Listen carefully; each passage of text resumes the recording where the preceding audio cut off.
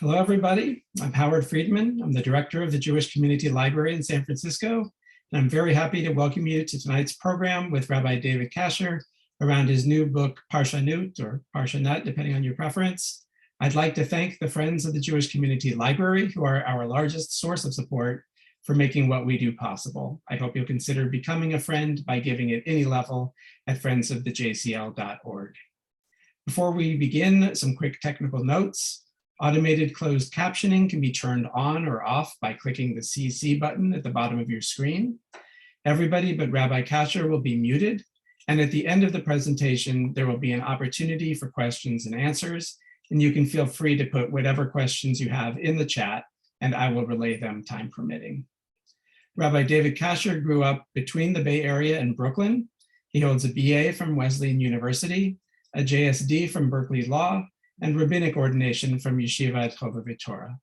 Many of you know him from Keva, the Jewish study network he co-founded and helped lead here. And he's currently an associate rabbi at IKAR in Los Angeles. And this summer, he will become director of Hadar West Coast, which means that we'll actually be able to see more of him here in the Bay Area. And we are really thrilled to have him here virtually tonight. And so now, David, it's all yours. Oh, well, thanks so much for having me. It's first of all, I'm grateful to Howard and to the Jewish Community Library. It's it's like we're library people, people of the book. I'm like, library, Beit Midrash, whatever you want to call it. A lot of what this whole thing is about is a love of books and reading and texts and some idea that it isn't just nerdy reading, but also that for us, for our people, reading and studying and being in the library became a kind of sacred experience. So that's a lot of what this is about. And in that sense, the Jewish Community Library is a sacred space. Not every city has one. So we're San Francisco's lucky in that way. Hi, everybody, and I'm excited to be here, and I excited to have this book out on the subject that I love the most, which is, I guess, first and foremost, the Torah itself, which has proven to be for me just like this endless source of life and vitality and spiritual vitality, and then in particular this tradition of Torah commentary, which is really what the book is about. ParshaNut is the way that it was pronounced when I had a blog, and so I just went with it. But the word ParshaNut in Hebrew just means the study of the parsha, of the weekly parsha, and it's a tradition that goes all the way back to the days of the Talmud. There's the kind of the Talmud is the legal corpus of the folks that we call the rabbis, but they were also writing commentary on the Torah and on the Tanakh, the Hebrew Bible in general, and that was called Midrash. And then that's sort of the beginning of our tradition of commentary, and then it continues throughout Jewish history and reaches a kind of a golden era in the Middle Ages. The golden age of Spain, right? It was also a golden age for ParshaNut, and it continues on through modern times. One of the great ParshaNot. The feminine I use because I'm very proud to have Aviva Zornberg's blurb on the back of my book. That's like an example of a modern ParshaNut.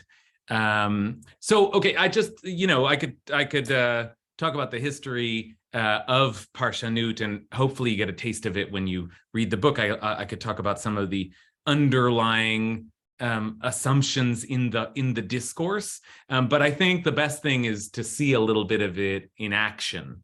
And so I want to just study with you for a few minutes and give you an example of what it looks like to do this work of Torah commentary in this tradition. And maybe I should mention some of the kind of the assumptions, the presumptions upon which this tradition, this methodology is based. And there are a couple of major presumptions. One is that the text is special. I'll put it that way, but really, the presumption is that the text is divine, that the text is singularly sublime and perfect in a certain way. And that's, so one of the one of the assumptions that our commentators have brought to the text is that this text is perfect, and that means that nothing is out of place and nothing is random, and that means that everything is up for interpretation. Any oddity, any feature, any strangeness, any letter, any word is there for your interpretation. Nothing is just there. So that's one assumption, and it kind of leads into the other presumption of this tradition, which is that when you see anything that is odd or strange, you have to attack it. They're almost contradictory impulses. This text is perfect, divine from God. And on the other hand, this text is, I won't let it get by with anything. And anytime I see something that is strange to my eye or to my mind or my heart or my ethics, I attack the text, right? I mean, think of the binding of Isaac, right? This disturbing story of a God commanding Abraham to sacrifice his son. We've been attacking that story for thousands of years. Most people, when they read that story, think, this is crazy. What's going on here? And we're supposed to do that, and that's part of the tradition. What's going on here? So ParshaNut as a discourse always starts with a question like that. What's going on here?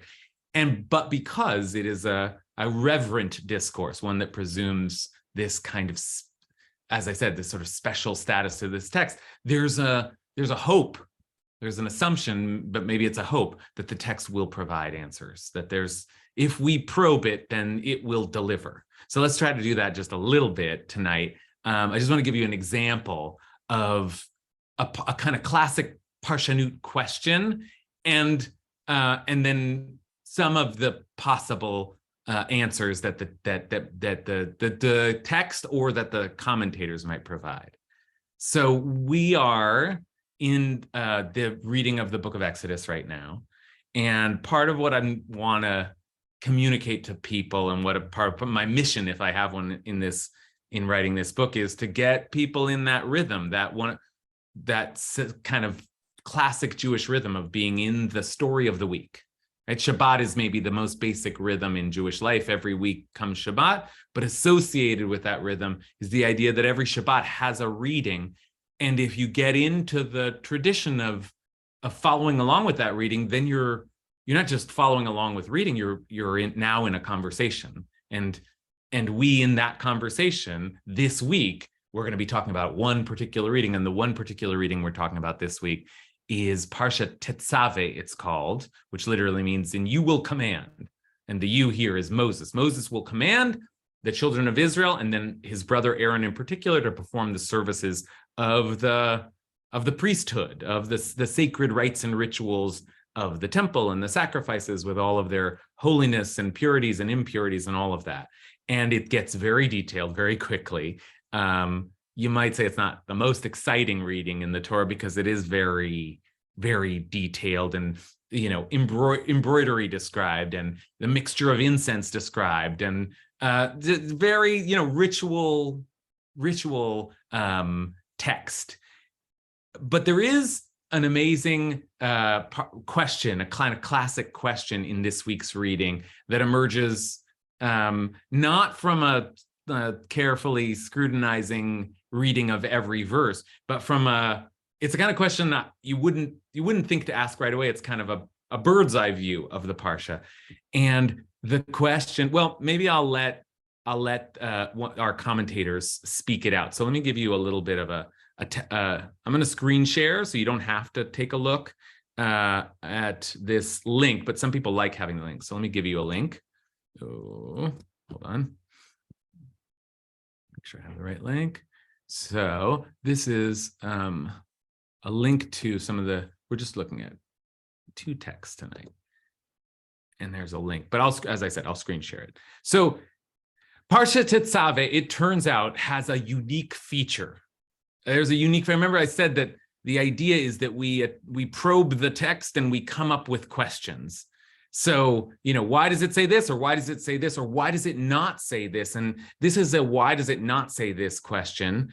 And again, it's kind of remarkable that our tradition of scholars is even able to come up with questions like these. It shows you just how fine their comb was as they moved through this book. But here's the question that we're going to look at tonight, and it comes from the Baal HaTurim, one of my favorite commentators, Middle Ages Spain, towards the end of the Middle Ages, which makes it makes him writing in the 14 and 1500s. Okay, so this is the Baal HaTurim. They call him the Baal HaTurim because he wrote a legal code known as the Tur. So he's the master of the Tur, but he's best known for that. But this commentary on the Torah is special, and it's special because he's the kind of guy that would notice this. So let's take a look at.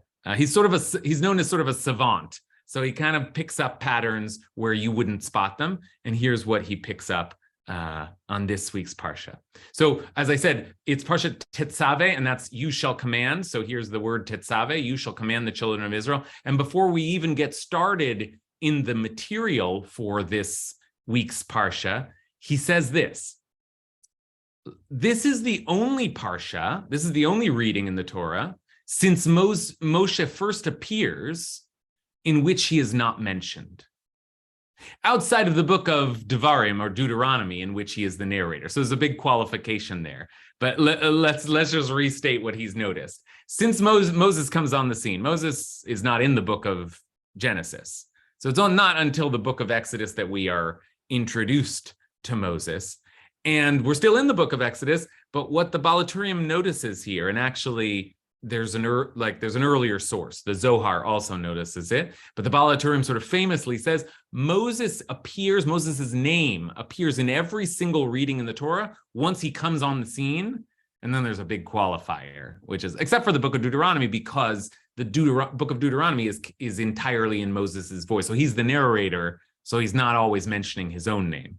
But what that means is in Exodus, Leviticus, and Numbers, Moses's name appears in every single reading except for this one. So that's like a striking thing to notice. That's like sort of an unusual feature to point out. But you might say, who cares? What is that really significant? So it doesn't mention him. In fact, the Parsha starts, and you shall command. The you is Moses. Moses is in this Parsha. He's the addressee. Yet the fact that his name doesn't appear is noticed. And as I said at the start, anything that you notice, you can ask, what is the significance of this? Okay, so what is the significance of the fact that Moses' name doesn't appear in this week's Torah reading? Now, we could generate some answers ourselves. It's a reading that is all about the high priest. The high priest is Aaron. Maybe the focus is on Aaron this week. It's not about Moses this week. Maybe there's a kind of a deference to this other character. So you could think about what would be the significance of Moses' name being absent from the description of the high priest? Okay, but the Baal HaTurim comes up with a different answer. So that's the ParshaNut question. Why is this the only reading without Moses' name in it since we're introduced to Moses? Strange. I picked this in part to give you a sense of the kind of strange questions that can be asked with the presumption that patterns and the break-in patterns are good enough reasons to demand an answer. So this is the answer that the Baal HaTurim gives. This is in fulfillment of the curse that he proclaimed against himself, the curse that Moses proclaimed against himself. Now, he's about to quote it, and if not, blot me out of your book. Okay, let's go take a look at where that curse is. It's actually in next week's reading, and it comes after the sin of the golden calf. The people made a golden calf, they danced around it, one of the great kind of sins in the whole of the Torah. And Moses has to try and figure out how to save the people because God is outraged and wants to kill them all. So the next day after the golden calf, here we are again, what he's quoting is next week's reading where Moses' name does appear, but where Moses says something that is perhaps the reason why it doesn't appear this week. So the next day Moses said to the people, you've been guilty of a great sin, yet I will now go up to the eternal. Perhaps I may win forgiveness for your sin. Okay, so Moses is going to go defend the people. And Moses went back to the Eternal, went back up the mountain and said, alas, these people is guilty of a great sin in making for themselves a god of gold. Yes, indeed, that was a great sin. Now, if you will forgive their sin, well and good. Ve'im ein, but if not, macheni na misifrecha asher katafta, then please erase me from the book which you have written. Okay? If you don't forgive the people for the sin of the golden calf, I want you to erase my name from the Torah. Take me out of the Torah. But the Eternal said to Moses, only one who has sinned against me will I erase from my record. So God ends up saying, no, I'm not going to erase your name for the Torah. I don't blame you for this. But Moses is trying to use it as a kind of a bargaining chip or a way of defending the people. It's either I'm either with the people or you lose both of us, because take me out. If without the people of Israel, take me out of this book. A nice testament to Moses's defense attorney status, famous defense attorney status. Okay, so Moses said, listen, you better take me out of this book if you don't save these people. And God said, no, I'm not going to take you out of this book. And so what's the connection? But Moses did say, erase me from the book, even though God said no. So what does the Baal HaTurim say, this commentator that we looked at? The Baal HaTurim says, now, although this curse was conditional upon God's refusal to forgive the people for the sin of the calf. So like if I asked you, do you like that answer that Moses said, write me out of the book? Is that so that must be why he was written out of this parsha, this week's reading. You might say, but wait a minute, Moses said that as a threat to God, but God clearly said, I'm not going to take you out of the book. And anyway, Moses said, take me out of the whole book, not out of one parsha. But the Baal HaTurim says, and this will sort of close the commentary, although this curse was conditional upon God's refusal to forgive the people for the sin of the calf, the curse of a sage is fulfilled in some way, even when made conditionally. Okay? So, in other words, when Moses said, take me out of the book, he was playing with dangerous language there. And he made the threat, I'll leave this book if you don't do what I demand of you.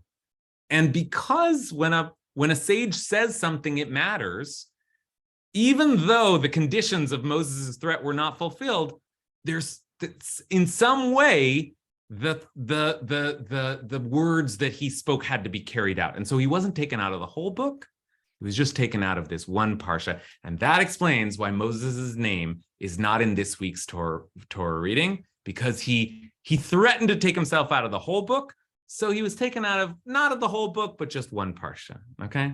So now, okay, that's an example of a strange noticing, a strange question, and then maybe you might say a strange answer. I mean, is this really the way that the Torah is working here? I mean, like, this is next week he's going to say it, and then we're going to take him out for the week before. And is this really the way God works? And is this like, are we supposed to take this narrative seriously? So there's a lot of strangeness here. But I think what is actually what's actually deeply true about that this description of Moses is that he's always trying to get out of the book. I like this whole narrative. There's something cute and strange about it, but it actually says something deeply true about Moses, which is that he never wanted the job in the first place. Right? And immediately Moses is like, I don't want to be part of this story. I don't want to be part of this book. I'm not the right prophet.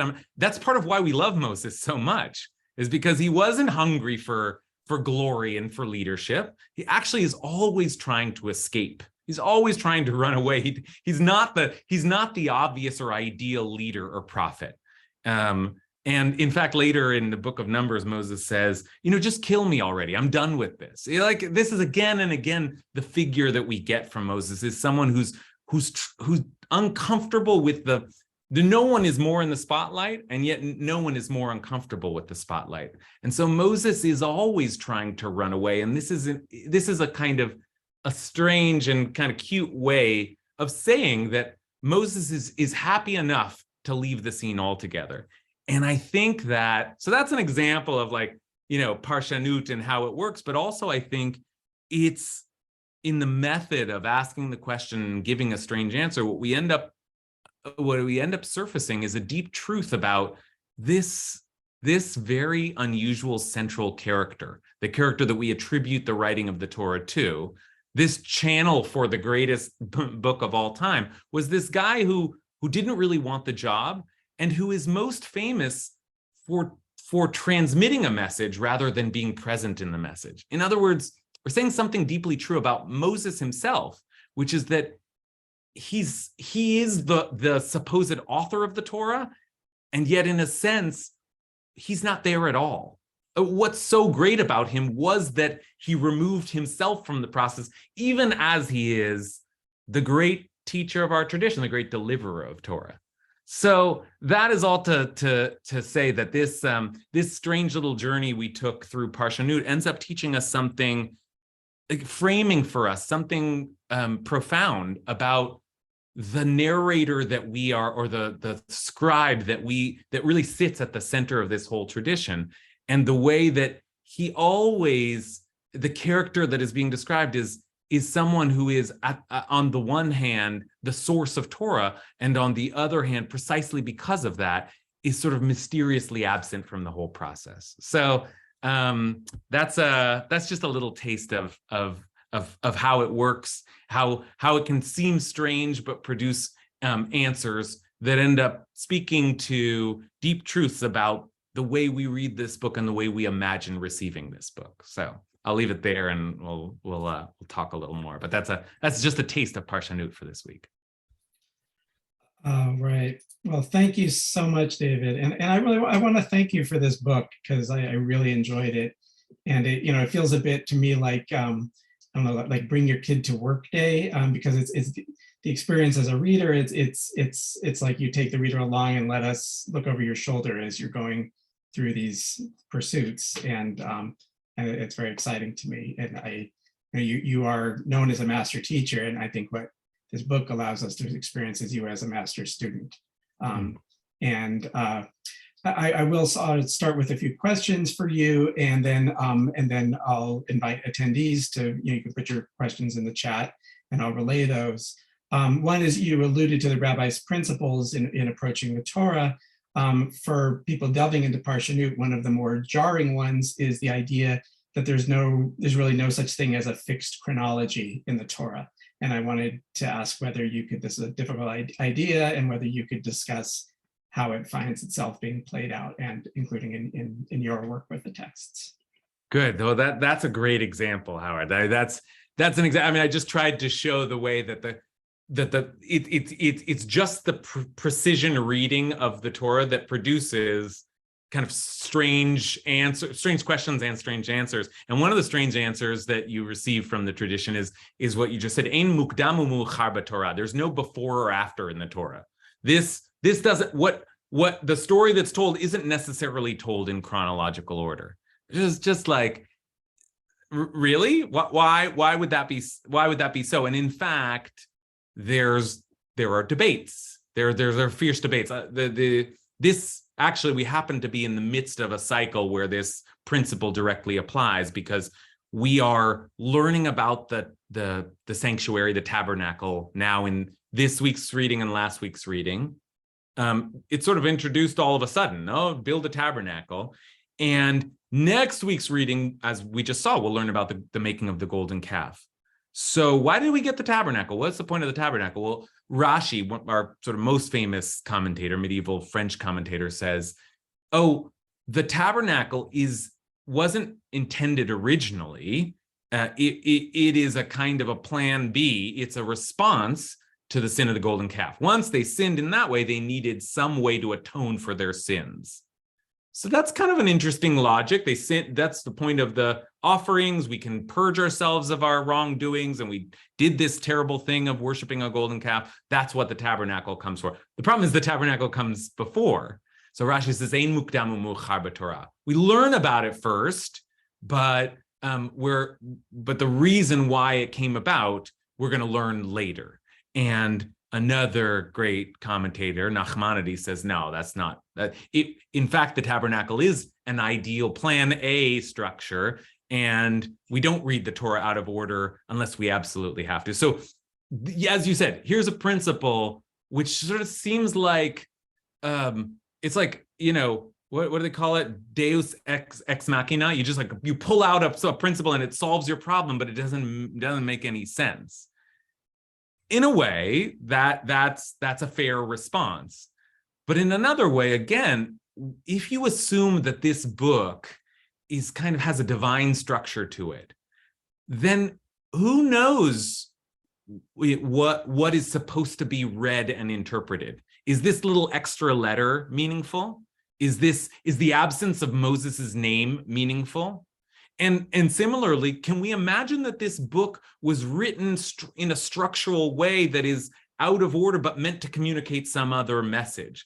We can play with the rules a little bit precisely because we are presuming a kind of sublime perfection to this text. So it's okay to say this text is operating on different levels in different ways than any other text that you're used to reading.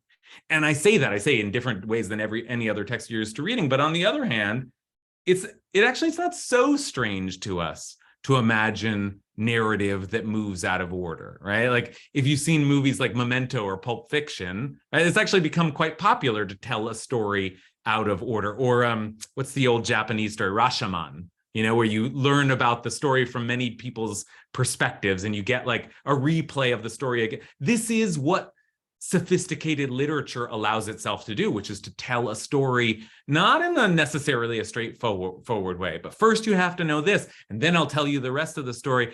In other words, the principle of there's no before or after in the Torah appears to us initially as quite a strange, maybe a cheap way to get out of a problem, but actually as a way of saying, don't take this narrative simply. Any number of things could be happening in the telling of this story, including some playing around with the temporality of it. So I think the principle is a good example of what first appears to be a strange device ends up being another way of the rabbis saying this Torah can do anything. Don't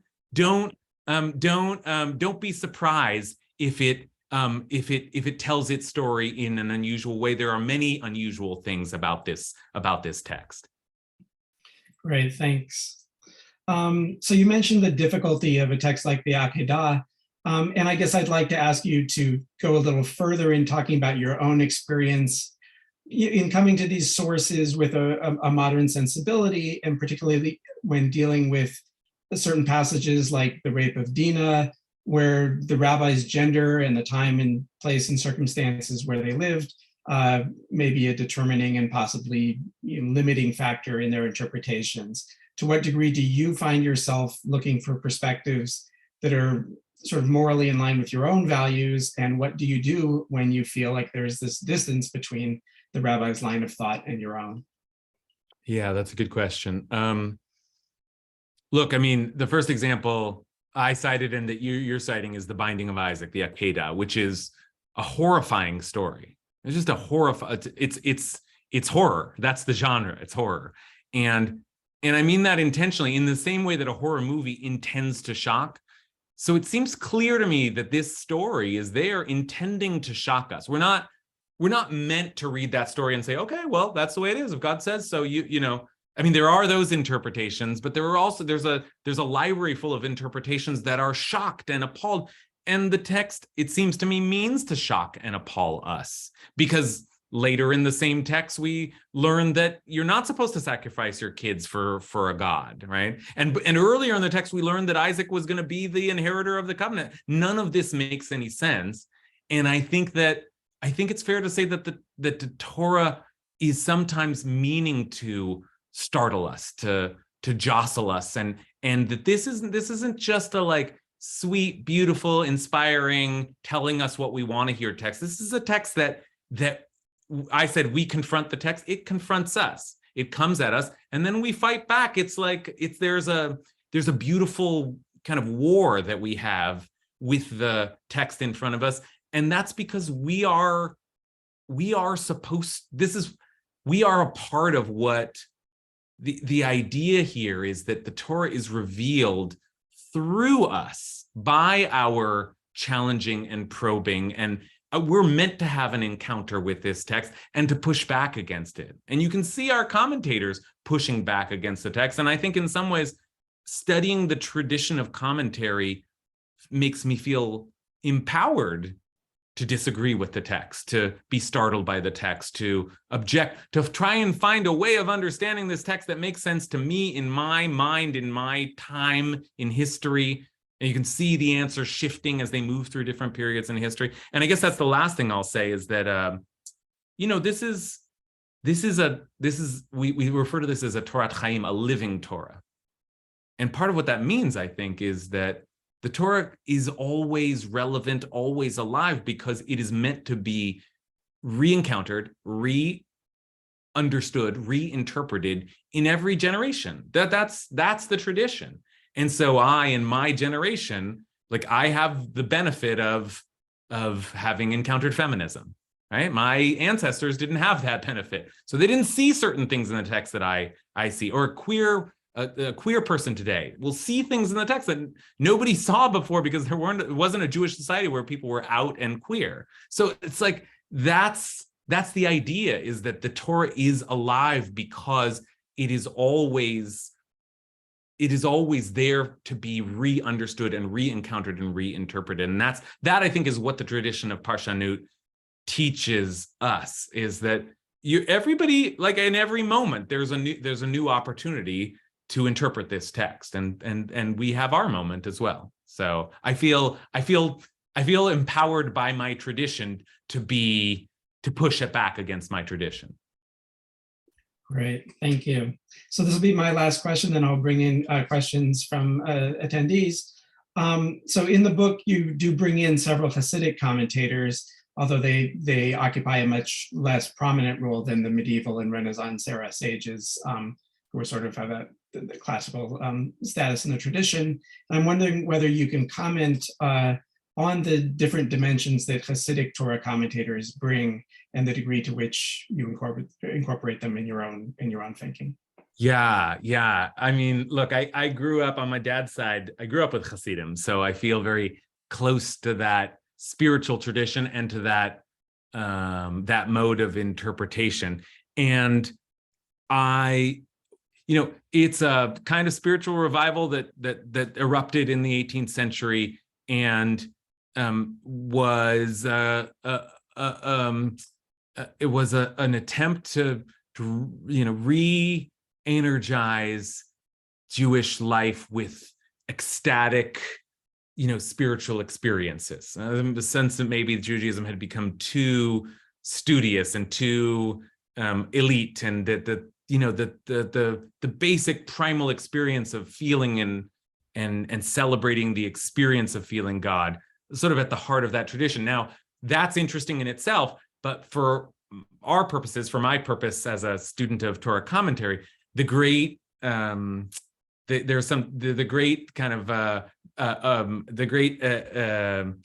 advantage or reward of the Hasidic movement was that they sort of chose to write their thoughts mostly in the form of Torah commentary.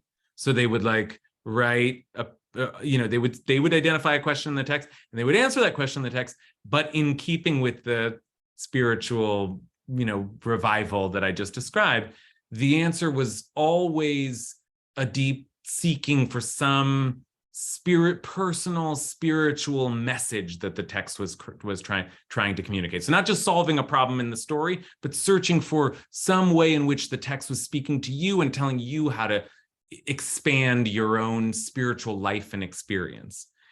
So there are lots of Hasidic commentaries because they tended to structure their writing in this format. But you said I use it less than some other eras of commentary, and that's because you do get the feeling sometimes that they're just using the text as a launch pad for what they really want to say. They're like a little bit of an opening, and they just go for it. And so not all Hasidic commentaries are deeply rooted in this work that I love so much, which is the very kind of precise, nitpicky investigation of problems in the text and attempts to solve those problems. As I said, a lot of Hasidic books are just sort of, an opening to say what they really want to say. It feels that way. But there are some Hasidic commentaries that are great. They're just really like refined, nuanced readers of text. One of them is, for example, the Sfat Emet. Sfat Emet is like a later 1800s Polish Hasidic writer, and his ability to see hidden spiritual messages in the text is based on a real subtle, refined poet's feel for language. So he spends a lot of time asking, what does this word really mean? There's a well in this story, but what does a well really represent? Let's think about water coming up from the ground. What does that really mean? And looking for the kind of the symbolic spiritual meaning behind a well or a journey or a tree, So it is a new way of approaching the text, and I'm kind of committed to the old style of finding the problem and solving the problem. So there are certain Hasidic writers that I especially love because they're doing that kind of ecstatic spiritual reading, but they're doing it in the mode of careful ParshaNut. So I have ones that I especially like because they are the intersection of those two traditions. Sfat Emet is a great example. Kedushat Levi, if you're looking for a great Hasidic text to start with that is like follows the Torah and asks great questions but gives wild spiritual answers, I would recommend also one of the early works of Hasidut, the Kedushat Levi, it's called. And I think there, you can find versions of these texts that are in translation as well. Yeah, thanks to Arthur Green largely. So Todd Silverstein asks, he's clearly read the book, for Parshat Breshit, you dealt not with creation and Adam and Eve, but with Cain. For Noach, you dealt not with the flood, but with the Tower of Babel. Why those choices? Those are great questions. I mean, look, the question itself makes a point, which is that there's so much in every parsha, especially some of these earlier parshas. You were talking about, creation, Adam and Eve. Every line in there merits an essay, a book, right? Every line in the Torah has had more than one book's volume written on it, and I had to make a choice. And I kind of, part of the answer is that I like that's one of the things I like about the style of this literature is that it's very zoomed in. So let's just look at this verse and what's going on in this verse and this story, and you can get completely lost in one verse, one story, one word. And I think I also was drawn especially to the strangest story. So sometimes I deliberately avoided the main narrative of the week and was more interested in some odd little story that's tucked in the end. I mean, the Tower of Babel is a famous story. It's not just some strange little tale, but it is tucked in there at the end of the second reading of the Torah, Parshat Noach. It's there, like you tell the whole story of the flood, and then just at the very end there are these 9 lines about this tower that they built. And like as I've been saying, one of the ways that we ask questions about the Torah is we look at the structure of the whole reading. And I think that's part of what draws me to these sort of side stories. What's that doing here? Why do we tell the story of the Tower of Babel this week? Couldn't that have been its own parsha? Couldn't we wait until next week? What does that have to do in the context of what we're seeing here? And I think though I told the story of Cain and Abel in the first reading, in a way, what I'm asking is, how does Cain and Abel fit into the whole sweep of the Torah's narrative? If I looked at the story of the Tower of Babel in the second reading, I'm looking at that story, but I'm also trying to understand what's it doing here in just after the flood and just before Abraham. I mean, that's actually what I think I did in that essay, is I tried to understand, why do we learn about the Tower of Babel between the Noah and the flood story and the Abraham and the kind of the new mission story? And there's something going on. There's something the Torah is doing by sticking that story in between. And I think I was often especially curious about those little asides or moments of transition. You know, I think it's probably clear enough now that I'm a person who, you know, like a certain type. I'm kind of drawn to oddities and curiosities. So that was a primary kind of a force in my selection process. Thanks. So I got a question from Ellen Salomon, who asks, how did Torah commentary change after the Torah was divided into parshiyot, into Torah portions? That's a really good question. And, you know, we don't have an entirely clear history of when the tradition of divisions and the naming traditions, and one thing that we do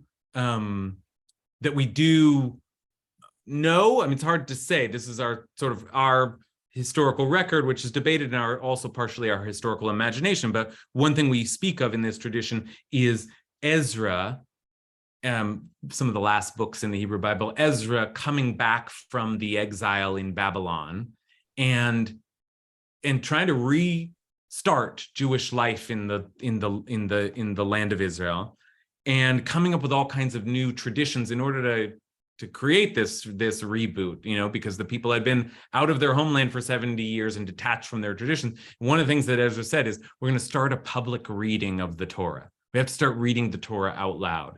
And initially that reading took 3 years. And then eventually we fell into a cycle of reading it through 1 year. And so that every week would have one reading.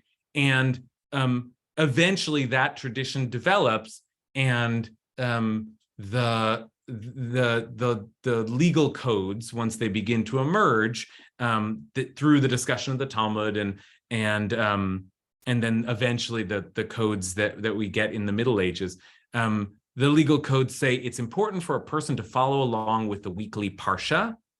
That's kind of a new mandate. That's a new institution. Follow along with the weekly parsha, and to read it through in the language of the standard practice, Shnayim Mikra v'Chad Targum. You read it through twice in the original and once in translation.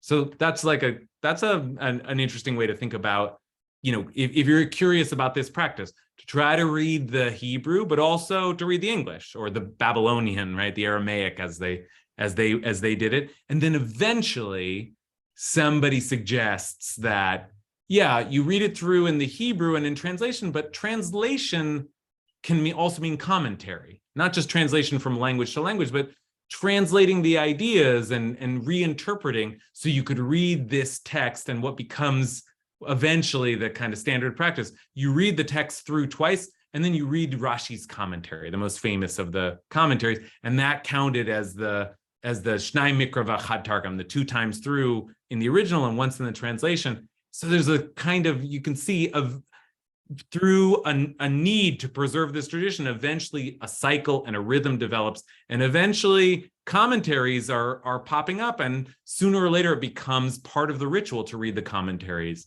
as well. So it's a process which, as I said, we don't have a full historical record of, but you can see that, you know, this is something that emerged deliberately out of necessity, and that eventually formulates into, you know, read the Parsha every week with Rashi. And that's something I try to do. So.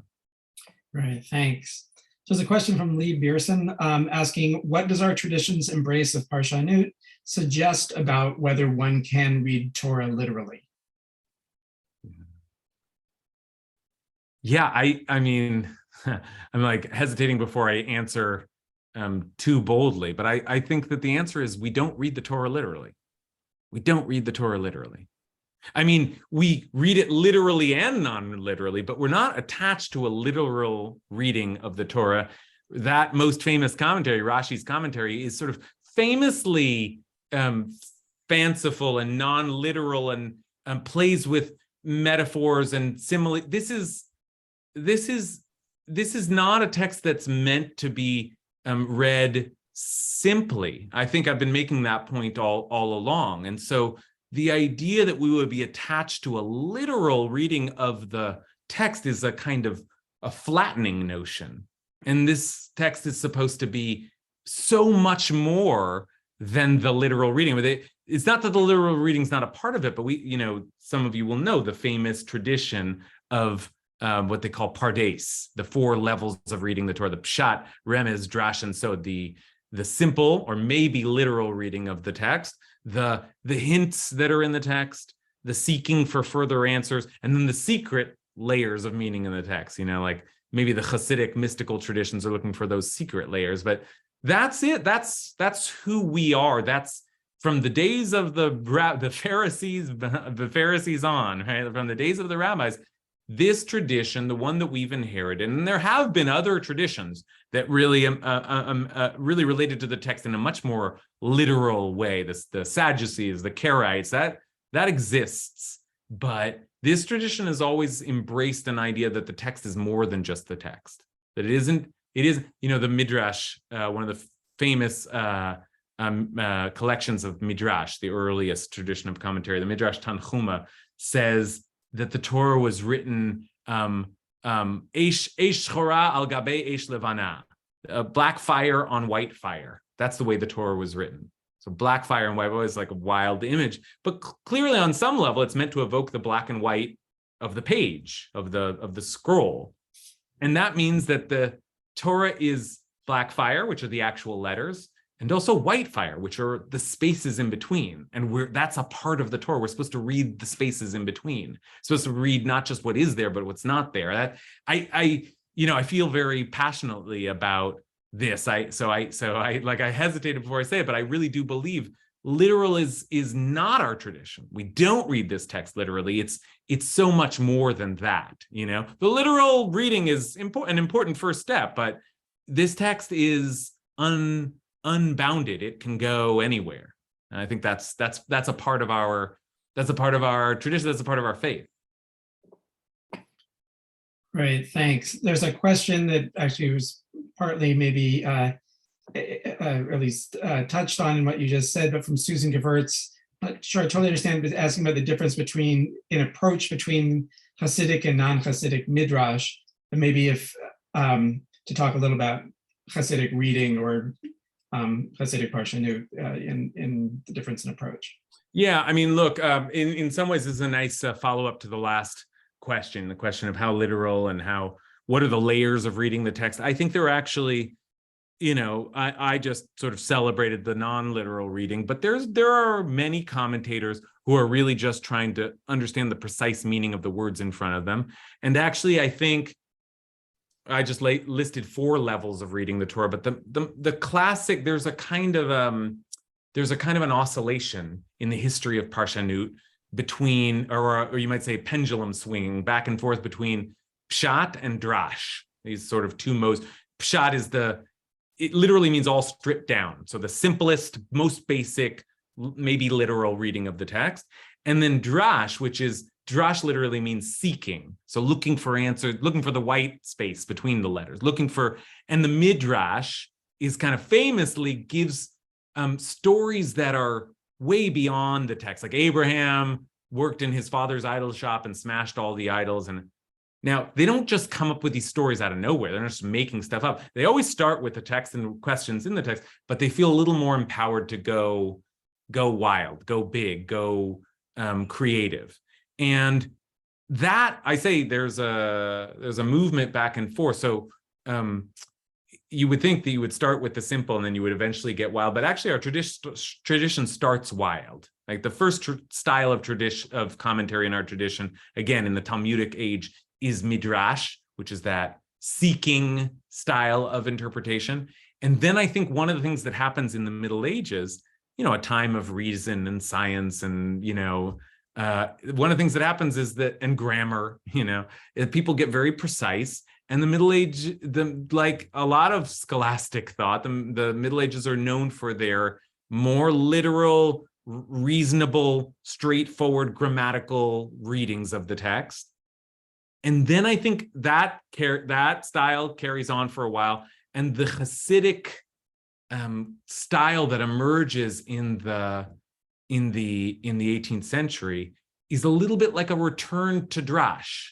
Like they have their own version of it. They're interested in personal spiritual questions much more than the rabbis of the Midrash were, but they're reclaiming the sense that, yeah, we can be loose and we can be free flowing and we can be expansive in our reading of the text. So there is a way in which you can see the Hasidic move as a kind of a swing back to the earlier expansive style. And then when like the Enlightenment comes about, and again a scientific age emerges, and like the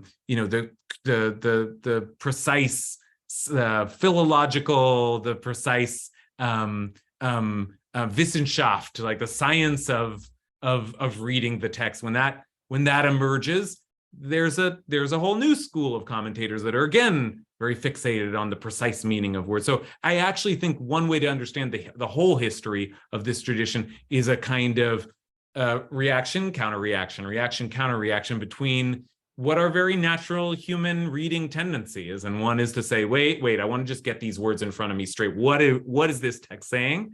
And then the other is, well, what could this text be saying? Where can we go with this? And if it sounds like I am describing something that falls in the realm of just like sort of particular Jewish ideas, or maybe a little bigger in the realm of, I don't know, poetics and literature, themes in literature, styles of reading, I actually think that the two tendencies I'm naming, there are big implications for this, and that we can see them playing out in lots of other modes of reading, like the reading of the Constitution. The Supreme Court justices on the court right now have very different understandings of how you read the Constitution. Do you read it exactly as it says? Or is this text a living text that's meant to be reinterpreted in every generation and to speak to the needs of that generation? Is it a starting point, or do you have to be confined to just what the words say? And that debate exists on our Supreme Court, and it exists in our Jewish library as well. Thanks. So there's a question from Elisa Chado, which she asks about the impact of reading the text in English versus reading it in Hebrew. Okay, let me say something, again, kind of bold, and then walk it back a little bit. Here's the kind of the bad news. There's no way to appreciate the beauty of this text, to get as excited as I get about this text without encountering it in the original. I mean, like all language, it's like you just don't translation only helps so much. And I'd say that's like, how could I say that to a group of assembled, English speakers who may not have access to the original? Like, did I just disappoint everyone's future Torah study? So I do believe that an appreciation for what's going on in the Hebrew is essential. But the good news is you don't need a lot of Hebrew. You don't need to be a master of Hebrew or even to read in Hebrew. You just need enough to begin to be able to look over from the English to the Hebrew, see the word, and then later on, when you notice, there's a new formulation, you look back and you see, oh, that's the same word, and you can begin to see patterns repeating themselves, and you can begin to have an appreciation for what the commentators are doing and playing with. The Torah, and this is the thing that I think I didn't have an appreciation for growing up. These stories are so famous that they are. You can read the Torah and enjoy it in English or any other language. It has a power without the texture of the language. But I never understood how interested the Torah was in language and in wordplay and in telling its message through not just the statements of the sentences in front of you, but through a kind of play with the patterns of language. And I think if you just learn the Aleph Bet, if you just learn the Hebrew alphabet, that already is a huge step forward in your ability to decode this text, because then you can always go over to the Hebrew and say, hey, I see these letters repeating themselves. What's going on there? You can begin to follow the conversation in ParshaNut. So I say that because I want to encourage everybody to like try to, wherever you are at in your learning, try to beef up your Hebrew, to learn your Hebrew, but it doesn't take fluency, and it doesn't take years of study. It just takes every little piece of Hebrew that you have will help you gain a greater and greater appreciation for what I have found to be just the most sophisticated, most intricately written text that I've ever encountered. And a lot of that is the beauty of the language. Well, thank you so much, David. This has really been wonderful spending the evening with you. Is there anything that you would like to leave us with? Yeah, I mean, I want everybody I want everybody to buy my book, but more than that, I want everybody to consider this rhythm in your life. This is one of the great Jewish rhythms, is the weekly reading of the Parsha. And whether it's just reading through it once in English, or trying to maybe crack into that Hebrew, or starting to maybe learn the commentary of Rashi, or maybe reading my book, maybe reading my book is meant as an introduction to all of this. It's a powerful thing to be a part of a conversation that is going on all over the world and has been going on for thousands of years. And the topic in the conversation is determined by, well, I don't know, where are we in the calendar? This week, we're talking about the priest's clothes. The next week, we'll be talking about the golden calf. There's a week when we talk about the Tower of Babel, and there's a week when we talk about the sin of the spies. And it's just, these classic stories, there are so many of them, but there's also, you can kind of get a handle on it by learning to live in that weekly rhythm. Shabbat in itself is a beautiful rhythm, but this adds a kind of narrative layer to our weekly rhythm, and I encourage it. And if nothing else, this is sort of a love song or 54 love songs to the material, to the book itself, and then the books it has. I mean, what an incredible thing that people have been staring at this one book for thousands of years, and it doesn't get old, So I recommend it to you. Rabbi Mira Elinsky just wrote in the chat that it's the oldest book club in the world. Exactly right. Couldn't have said it better myself. That's exactly right. Join the book club.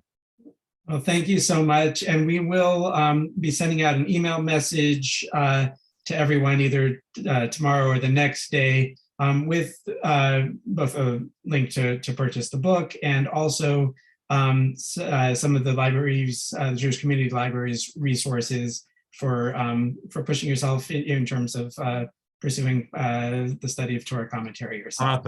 Awesome. Thank you so much. I'm putting a link in the chat.